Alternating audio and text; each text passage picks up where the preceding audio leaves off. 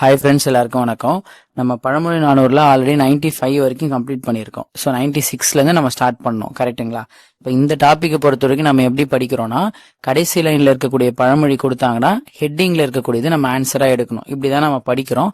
ஏன்னா அந்த மாதிரி தான் ஆல்ரெடி கொஷின்ஸ் வந்திருக்கு அப்படின்றதுனால. இப்போ இந்த டாப்பிக்கில் மொத்தம் 400 இருக்குல்ல, இந்த 400மே நம்ம எதனால படிக்கிறோம்னா, மேபி ஒரு கொஷின் வரலாம், இல்லை எக்ஸ்ட்ரீமாக போனால் 2 கொஷின் வரலாம், இல்லைனா கொஷினே வராமல் கூட போகலாம். அதாவது கொஷினே வராம போலான்றதுனால தான் நம்ம இதுக்கான பொருளெல்லாம் லைன் பை லைனா படிக்காம என்ன தேவையோ அந்த லைனு அதுக்கான ஷார்ட்கட் அந்த மாதிரி மட்டும் பாக்குறோம். ஏன்னா அந்த ஒரு கொஷினோ 2 கொஷினோ வந்துச்சுன்னா நம்ம டைம் வேஸ்ட் பண்ணாம ஒரு 20 செகண்ட்குள்ள ஆன்சர் எடுக்கணுன்றதுக்காக தான் நம்ம இந்த மாதிரி பொருள்லாம் பெருசா பார்க்காம ஸ்ட்ரைட்டா அதுக்கான ஆன்சரை மட்டும் பாக்குறோம். உங்களுக்கு இன்கேஸ் டைம் இருக்கு அப்படின்னா நீங்க பொருள் ஒரு டைம் படிச்சும் பாருங்க. ஏன்னா இப்ப இந்த டாபிக்கை பொறுத்த வரைக்கும் அவங்க பொருள்ல இருக்கக்கூடியது லைன் பை லைனா படிச்சாதான் எழுத முடியும் அப்படிலாம் கிடையாது. ஹெட்டிங் நம்ம ஆன்சர் எடுத்துட்டாலே நமக்கு போதும் தான், ஓகேங்களா? அதனாலதான் நம்ம ஸ்ட்ரைட்டா அந்த 4th லைனே அந்த ஹெட்டிங் மட்டும் ஃபாஸ்டா ஷார்ட்கட்ல பாக்குறோம், ஓகேங்களா? இப்ப 96ல இருக்கிறது பாருங்க. அதாவது எருக்கு மறைந்து யானை பாய்ச்சி விடன், இது பழமொழி. இப்ப அதுக்கான ஆன்சர்ல பாத்தீங்கன்னா தீவினை செய்தால் தப்ப முடியாது, இது ஹெட்டிங். இதுக்கான பழமொழி ஈஸியா புரிஞ்சிடும். அதாவது ஒருத்தர் என்ன பண்றாராம், யானை வேணும்னே அது கோவர மாதிரி செயலை செஞ்சுட்டு ஒரு எருக்கஞ்செடி நம்ம கேள்விப்பட்டிருப்போம்ல, அதுக்கு பின்னாடி போயிட்டு ஒளிஞ்சுக்கிறாராம். இப்ப அதுக்கு பின்னாடி போய் ஒளிஞ்சாலும் ஈஸியா யானையால கண்டுபிடிச்சிட முடியும், கரெக்டுங்களா? இது எதுக்காக சொல்றாங்கன்னா, ஒருத்தவங்க தீவினை செய்யறாங்க, யாரோ ஒருத்தவங்களுக்கு தீவினை செஞ்சுட்டாங்கன்னா எக்காரணத்து கொண்டும் அவங்களால தப்பவே முடியாது, என்னைக்கா இருந்தாலும் அவங்களுக்கு அதே மாதிரி ஒரு தீவினை நடக்கும் அப்படின்றதுக்காக இந்த பழமொழி கொடுத்துருக்காங்க. அதாவது நம்ம யாருக்கும் கெட்டது பண்ணக்கூடாதுன்னு சொல்ல வர்றதுக்காக இந்த பழமொழி, கரெக்டுங்களா? இப்ப இதை நம்ம பிக்சர்லயே பார்க்கலாம். இப்ப நீங்க பாத்தீங்கன்னா எக்ஸாக்டா இந்த பழமொழிக்கு என்ன தேவையோ அந்த மாதிரி ஒரு பிக்சர் இருக்கும், அதை நீங்க பாருங்க. இதை தெளிவா உங்களுக்கு இந்த பிக்சர் மைண்ட்ல இருந்தாலும் ஈஸியா தெரிஞ்சிடும். வேணுனே யானையை நம்ம அடிச்சுட்டு எருக்கஞ்செடிக்கு பின்னாடி ஒளிஞ்சுக்கிறாங்க ஒரு நபர், ஓகேங்களா? இது எதை குறிக்குதுன்னா தீவினை செய்யறாங்க. இப்ப அந்த யானைக்கு கோவம் வர மாதிரி செய்யறது ஒரு தீவினை தானே. அப்ப என்ன தீவினை செஞ்சாலும் அதுல இருந்து தப்ப முடியாது அப்படின்றதுக்காகவும் அதோட ஓமைக்காகவும் நமக்கு இது ஈஸியா புரிஞ்சிடும். இந்த பிக்சரையும் நீங்க ஞாபகம் வச்சுக்கோங்க. இது தனியா ஷார்ட்கட்லாம் வேணாம், இந்த பிக்சர் புரிஞ்சாலே போதும். இப்ப நம்ம யானையை கோவம் மாதிரி பண்ணிட்டு ஒரு எருக்கஞ்செடி பின்னாடி ஒளிஞ்சோம்னா கண்டிப்பா மாட்டிப்போம். அதே மாதிரிதான் ஒரு தப்பு பண்ணா கண்டிப்பா நமக்கு அதுக்கான பலன் கிடைக்கும். அதே மாதிரி ஒரு கஷ்டம் நமக்கு வரும். இது ஈஸியா புரிஞ்சிடும். சோ இதுக்கு தனி ஷார்ட்கட் வேண்டாம். நெக்ஸ்ட் ஒன் பாருங்க, பகை மன்னரிடையே உறவு. இந்த பொருளே நமக்கு ஈஸியா புரியுது. அதாவது 2 பகை மன்னர்கள் இருக்காங்க, அதுல 3ஆவது ஒரு மனுஷன் போயிட்டு 2 பேருக்கிட்டயும் ஃப்ரெண்ட் ஆகி ஏதோ ஒரு லாபத்துக்காக பேச போறாங்க அப்படின்றது புரியுதா? இப்ப அதுக்கான ஓமை என்ன கொடுத்திருக்காங்கன்னு பாருங்க. எருத்திடை வைக்கோல் திணல். அதாவது ஒவ்வொரு பொருளுமே ஒரு ஓமையை சொல்லி நமக்கு புரிய வைப்பாங்களா? இப்ப எருத்திடை வைக்கோல் திணல் அப்படின்னா 2 எருமை ஆல்ரெடி வைக்கோலை சாப்பிட்றதுக்காக சண்டை போட்டுட்டு இருக்கு. இத 3ஆவதா ஒரு மாடு அதாவது எருமை அளவுக்கு பலம் இல்லாத ஒரு மாடு பார்த்து அதுக்கும் பசி இருக்கு, எப்படியாச்சும் அந்த வைக்கோலை சாப்பிடணும்னு. இததான் எதோட ஒப்பிடுறாங்கன்னா, 2 பகை மன்னர்கள் இருக்காங்க, அவங்க 2 பேர் ஆல்ரெடி ஒரு விஷயத்துக்காக சண்டை போடுறாங்க.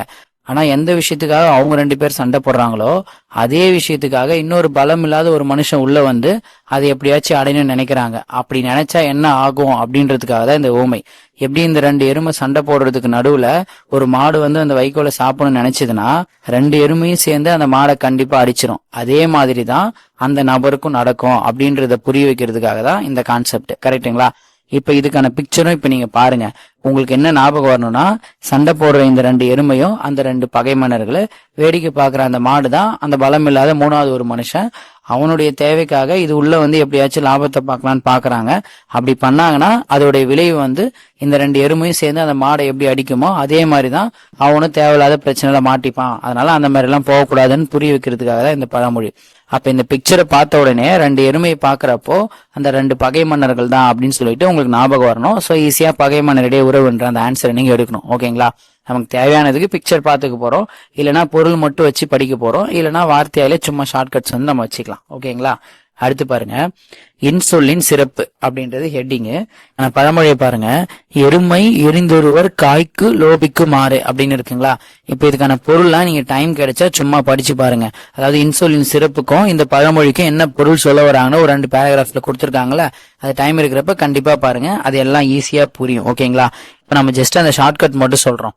இப்ப இன்சொல் அப்படின்னாலே ஈஸியா உங்களுக்கு கண்டிப்பா ஒரு திருக்குறள் தெரியுமா? அதாவது இனிய உளவாக இன்னாத கூறல் கனி இருப்ப காய் கவர்ந்தற்று. இது நமக்கு தெரிஞ்ச தெளிவான ஒரு குறள் அந்த இன்சொல் பத்தி. இப்ப அந்த திருக்குறள்ல நமக்கான கீவேர்டு கனியும் காய் அப்படின்ற அந்த 2 வார்த்தை தான். இப்ப இந்த பழமொழியில பாருங்க, காய்க்கு அப்படின்னு ஒரு வார்த்தை இருக்கா, அதை நம்ம கீவேர்டா எடுத்துக்கலாம். அப்ப இன்சுலின் சிறப்பு அப்படின்னாலும் ஒரு ஹெட்டிங் தான் இருக்கு. இன்சொல் அப்படின்னாலும் நமக்கு ஒரு திருக்குறள் ஞாபகம் இருக்கும். அதுல 2 வார்த்தை நம்ம கீவேர்டு, ஒன்னு கனி இன்னொன்னு காய். இதுல காய்க்கு அப்படின்னு இருக்கு. சோ அதை வச்சு நம்ம ஈஸியா அந்த ஆன்சரோட கனெக்ட் பண்ணலாம். இப்ப நம்ம சொல்றது ஷார்ட்கட் மட்டும்தான். பொருள் நீங்க படிச்சீங்கன்னா உள்ள ஈஸியா புரியும். இல்ல இந்த ஷார்ட்கட்டோட நான் நிறுத்திக்கிறேன் அப்படின்னா ஒன்னும் பிரச்சனை இல்லை, நமக்கு எக்ஸாமுக்கு இது போதுமானதா இருக்கும். ஓகேங்களா? அடுத்து பாருங்க, அடைந்தவர் வறுமையை போக்க வேண்டும் அப்படின்றது ஹெட்டிங்கு. அதுக்கான பழமொழியை பாத்தீங்கன்னா எல்லாம் போய் அட்டுனே வாய் அப்படின்னு இருக்குங்களா. இதுவுமே பொருள் படிச்சீங்கன்னா ஈஸியா புரியும். இப்ப நம்ம ஷார்ட்கட்டை மட்டும் பாத்தீங்கன்னா நம்ம ஒரு சென்டென்ஸ் மாதிரி வச்சுக்கலாம். எப்படின்னா வறுமையை போக்க வேண்டும் அப்படின்ற மாதிரி ஹெட்டிங் இருக்கா. இப்போ நம்ம கிட்ட ஒரு வறுமை இருக்குன்னு வச்சுக்கோங்களேன். இப்ப நான் ரொம்ப கஷ்டப்படுறேன்னு வச்சுக்கோங்க. இப்ப என்னுடைய வறுமையை நான் போக்க வேணும் அப்படின்றதுக்காக எக்காரணத்து கொண்டும் என்னுடைய வாயிலிருந்து நான் என்ன பண்ணக்கூடாதுன்னா பொய் பேசக்கூடாது. அதாவது பொய் பேசிதான் என்னுடைய வறுமையை போக்கணும்ன்ற அவசியம் நமக்கு இருக்கக்கூடாது அப்படின்ற மாதிரி நான் இப்ப சும்மா ஒரு ஷார்ட்கட்டுக்காக சொல்றேன். ஏன்னா இப்ப இதுல வாயின்ற வார்த்தை கடைசியா இருக்கு, பொய்ன்ற வார்த்தை ஸ்டார்டிங்ல இருக்கா. அப்போ நம்ம வாயால என்னைக்குமே பொய் சொல்லி நம்மளுடைய வறுமையை போக்க கூடாது அப்படின்ற மாதிரி, நம்ம கிட்ட அடைஞ்ச ஒரு வறுமையை நம்ம வாயால பொய் சொல்லி போக்க கூடாதுன்ற மாதிரி ஒரு சென்டென்ஸை வச்சு இதை ஞாபகம் வச்சுக்கிறோம். ஓகேங்களா? இது மாதிரி நீங்க எழுதி வச்சுக்கிட்டு அதை ரிவிஷன் பண்ணீங்கன்னா கரெக்டா இருக்கும். ஏன்னா வறுமையை போக்க வேணும்னு வந்துச்சுனாலே நம்ம என்ன யோசிக்கணும்னா, நான் என்னுடைய வறுமையை போக்கணுன்றதுக்காக நான் என்னுடைய வாயால பொய் சொல்ல மாட்டேன் என்னைக்கும் அப்படின்ற மாதிரி நம்ம எடுத்துக்கலாம். ஓகேங்களா? ஏன்னா இப்ப நம்மளுடைய வறுமையை போக்கணுன்றதுக்காக ஒரு பொய் சொன்னா காசு கிடைக்கிற மாதிரி இருக்கலாம், இல்ல எவ்வளவு விஷயம் நமக்கு ஈஸியா கிடைக்கிற மாதிரி இருக்கலாம். அதெல்லாம் கிடைச்சாலுமே நான் என்னோட வாயால பொய் சொல்லிதான் அந்த வறுமையை போக்கணும்னு நான் நினைக்க மாட்டேன் அப்படின்னு நம்ம மைண்ட் செட்ல வச்சுக்கிறோம். அதை ஷார்ட்கட்ல கனெக்ட் பண்ணிட்டு இந்த ஆன்சர் எடுக்கிறோம். ஓகேங்களா? அடுத்து பாருங்க, அரசனுக்கு கோபம் வரும் செயல். இது ரொம்ப ஈஸி. ஓகேங்களா? இப்ப அதுக்கான பழமொழி பாத்தீங்கன்னா உங்களுக்கே தெரிஞ்சிடும். எழுப்புபவோ துஞ்சு புலியை துயில். கரெக்டுங்களா? துயில்னா உறங்குறதுன்னு அர்த்தம். உங்களுக்கே இது டைலாக் தெரிஞ்சிருச்சு. அதாவது தூங்கிட்டு இருக்க புலியை போயிட்டு எழுப்புற மாதிரி கணக்கு. என்ன கணக்குனா அரசனுக்கு கோபம் வரும் செயல்.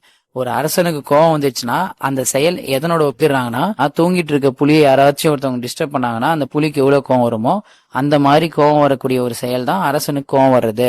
நம்ம டைலாக் எல்லாம் சினிமால கேள்விப்பட்டிருக்கோம்ல, தூங்கிட்டு இருக்க சிங்கத்தை எழுப்பிட்டாங்க, தட்டி எழுப்பிட்டாங்க அப்படின்லாம். அதே மாதிரி இந்த இடத்துல புலியை யூஸ் பண்றாங்க. ஓகேங்களா? இது ரொம்ப ஈஸி. அந்த கோபம் வரக்கூடிய செயல் எப்படின்னு கேட்டாங்கன்னா, தூங்கிட்டு இருக்க புலிக்கு கோபம் வந்தா எப்படி இருக்குமோ அந்த மாதிரி கோபம் வரும் ஒரு அரசனுக்கு அப்படின்ற மாதிரி சொன்னா போதும். ஓகேங்களா? அடுத்து பாருங்க,